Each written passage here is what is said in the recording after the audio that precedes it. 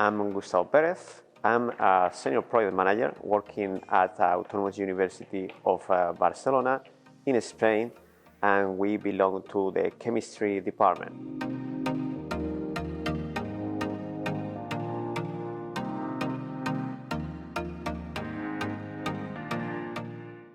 Recopharma is a European project that tries to address the problem of emerging pollutants in our European waters. Mostly, we have a problem of what we call recalcitrant compounds that are nowadays difficult to treat, and our wastewater treatment facilities used to have some problems, so we cannot ensure that we can get rid of them completely.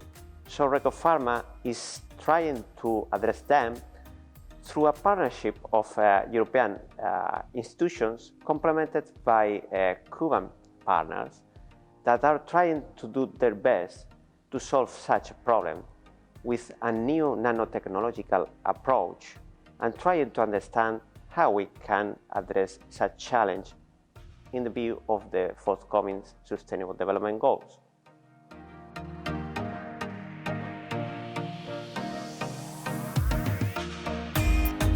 So far, our partners have been able to develop new compounds, new materials able to absorb such recalcitrant compounds, and they are implementing such compounds inside of cartridge to be tested on pilot plants, first in Europe, and then we will ship a pilot plant to be tested in Cuban facilities for the drug degradation.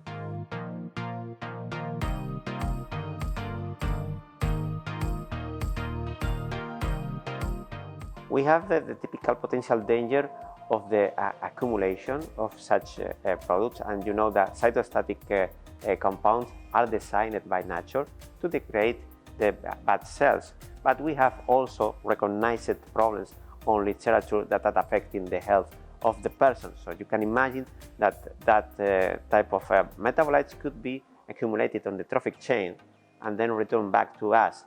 So we have to carefully look at them.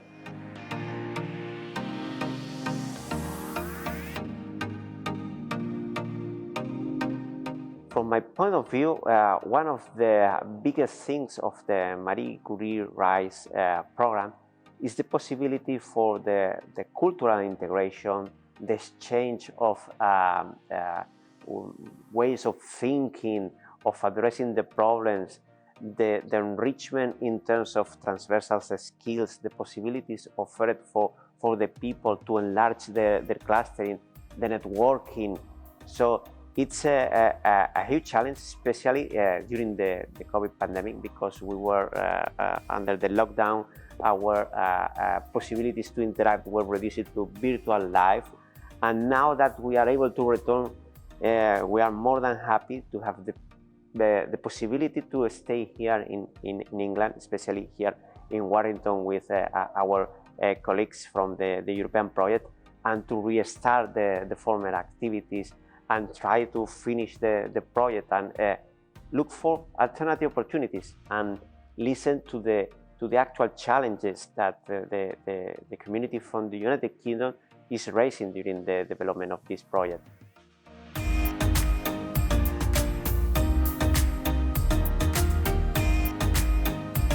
Well, it has been great to return to the second activity after the COVID pandemic, because now you are returning to the feelings, to the perception, to interact with the people, to have the possibility to know different realities, different ways of addressing the problems, enlarge your network, enriching yourself with new cultural aspects. So this is one of the most relevant things that this type of programs, beyond science, of course, and beyond trying to solve the challenges raised by the society, is the possibility to keep interacting with other regions in Europe.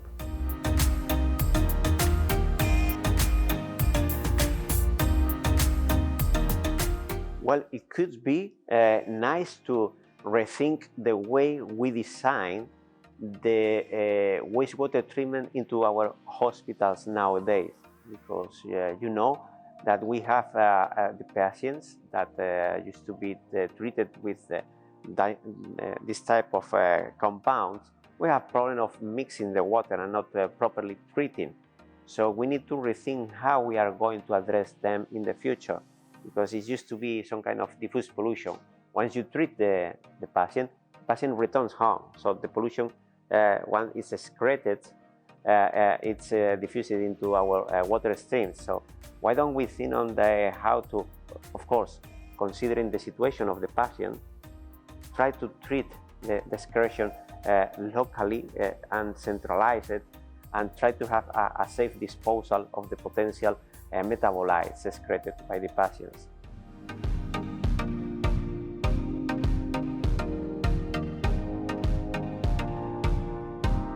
Well, in fact, we have an active local partner from Warrington working in the project that is in charge of the communication and outreach to the society.